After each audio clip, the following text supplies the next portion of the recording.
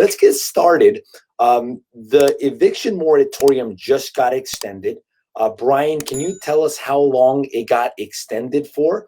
And then can you give us just a brief recap of some of the things that we've talked about in previous episodes that have happened since the pandemic came into effect? Okay.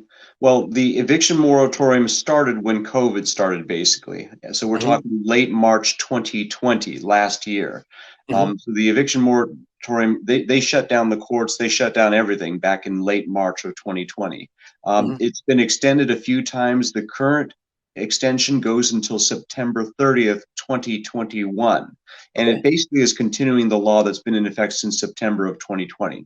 September 2020, basically between March of 2020 and September 2020, there were almost no evictions in the whole state of California. You had to be having an active meth lab selling drugs to be able to evict someone, and like 5 police officers testifying in court that they are selling drugs. So in Ventura County, there were basically 0 evictions for the entire time period of March to September 2020. From September 2020 until now, we're working with the current framework. It just keeps getting extended over and over.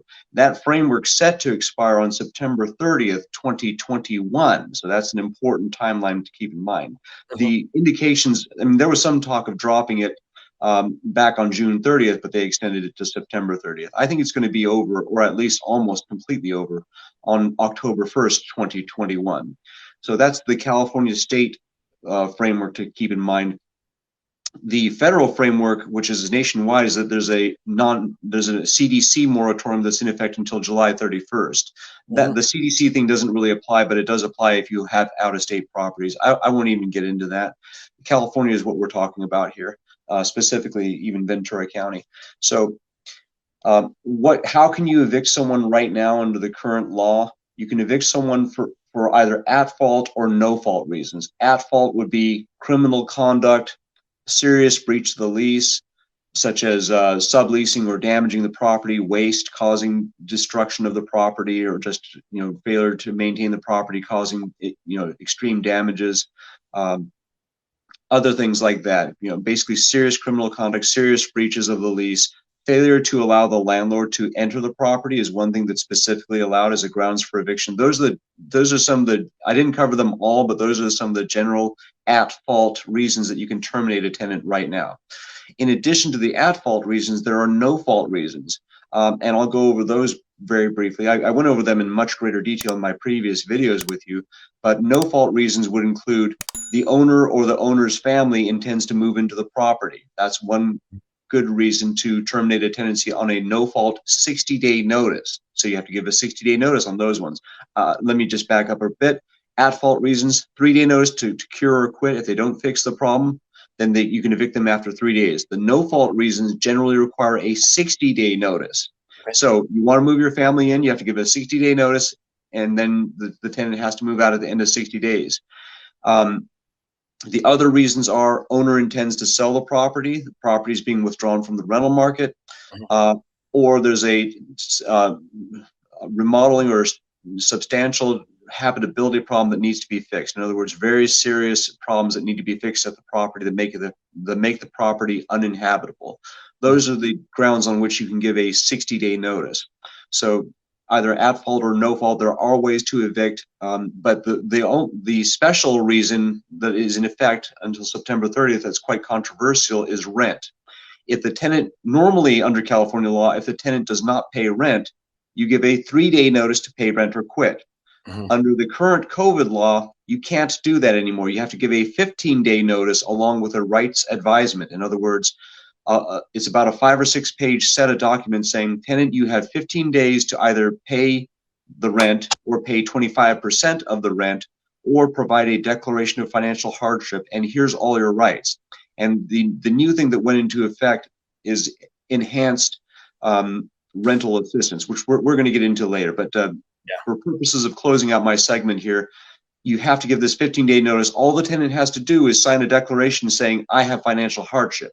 It doesn't have to be true. The tenant just has to sign it. And if the tenant signs it, then you can't evict them for non-payment of rent. So I mean, to me, what I just said is you basically can't evict someone for non-payment of rent right now until September 30th. if all they have to do is sign a piece of paper, and if the paper doesn't have to be true, you can't evict the person.